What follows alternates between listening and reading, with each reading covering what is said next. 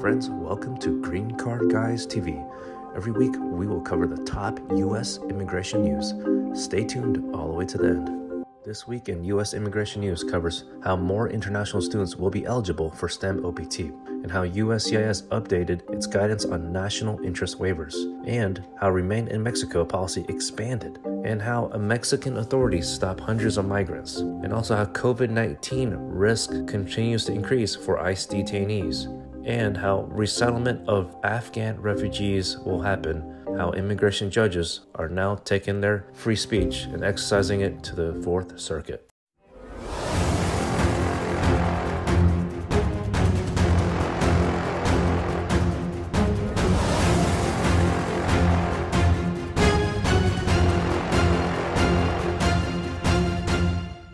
The Biden administration has expanded students eligible for the optional practical training, OPT, in the science, technology, engineering, and math fields. Department of Homeland Security published on January 21st, 2022, a Federal Register notice announcing that they're amending this STEM designated degree program list by adding 22 qualifying fields of study. This policy change is important because additions to this list inherently will make more students eligible for the STEM OPT extension.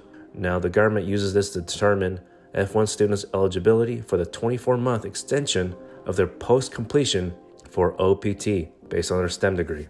USCIS provided updated guidance on requests for national interest waivers related to job offer and labor certification requirements for advanced degree professionals and individuals of exceptional ability. The Biden administration aims to remove barriers to legal immigration under Executive Order 14012, restoring faith in our legal immigration systems and strengthening integration and inclusion efforts for new Americans.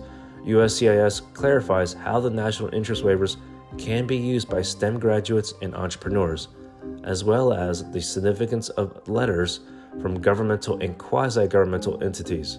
The updated guidance also promotes effective and efficient processing of benefits consistent with the executive order. The Remain in Mexico policy that was created by President Trump administration was expanded to the Rio Grande Valley in Texas.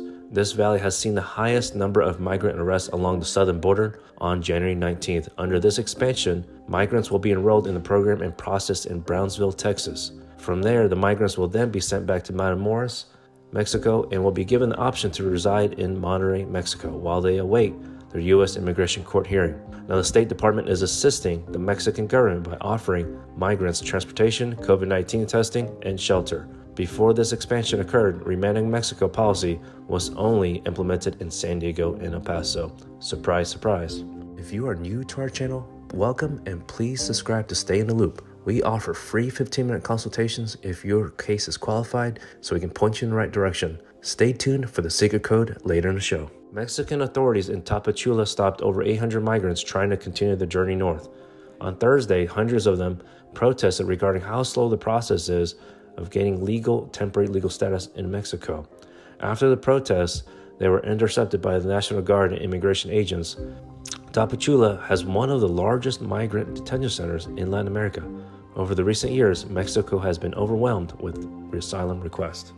Immigrants in ICE detention facilities are placed at a high risk of being infected with COVID-19. Detainees have limited control over access to vaccination, testing, and personal protective equipment. ICE officials have yet to state how frequently detention centers test for COVID-19 and have not released an exact percentage on how many detainees are vaccinated.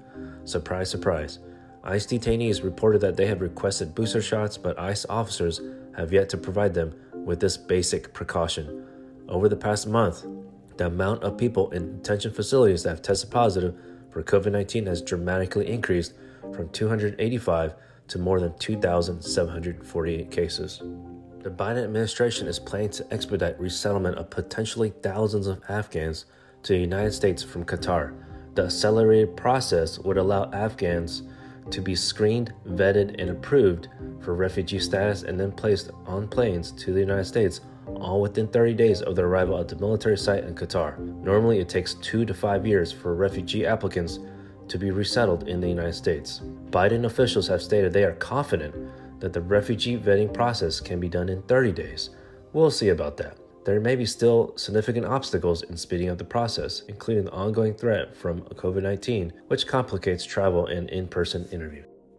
On Tuesday, a 3-judge panel of the Fourth Circuit heard arguments over a Trump-era rule that requires a sub-agency of the U.S. Justice Department, being the Executive Office of Immigration Review, aka the Immigration Court, to pre-approve judges' requests to express their opinions on immigration policies and other matters through published writing or speaking at public events in their personal capacities. Immigration judges argue this policy violates their freedom to speak out about government policies on their own time. The National Association of Immigration Judges, a union representing about 500 immigration judges, filed a federal lawsuit in the Eastern District of Virginia. Friends, show us some love and smash the like button. It doesn't cost you anything. If you have an immigration problem or need a second opinion because you cannot get a hold of your own lawyer, schedule a meeting with our team. Share information with our CARES team and they will help you get scheduled with our legal team. Now here's a secret code to unlock the free 15 minutes.